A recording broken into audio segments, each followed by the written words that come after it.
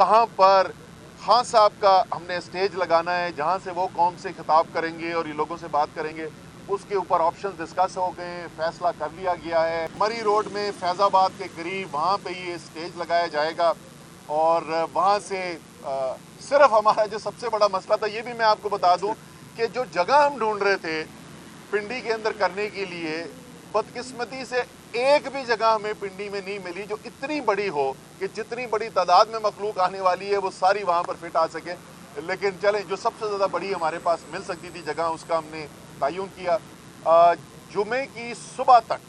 इंशाअल्लाह ताला बाकायदा एक खैमा बस्ती जो है वो वहाँ पर लगा दी जाएगी। पाकिस्तानी कौम बार बार दिखा चुकी है, एक दफ़ा नहीं, ये तो 10 अप्रैल को शुरू हुआ था कि पाकिस्तानी कौम ने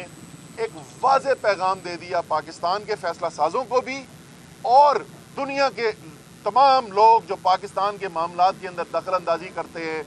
कि ये एक नया पाकिस्तान बन चुका है, ये एक हकीकी तौर पर आज़ाद पाकिस्तान बन चुका है। और पाकिस्तान के अवाम किसी की कान खोल के सुन लें, ये सब जो समझते हैं कि ताकत का अंधा इस्तेमाल करके,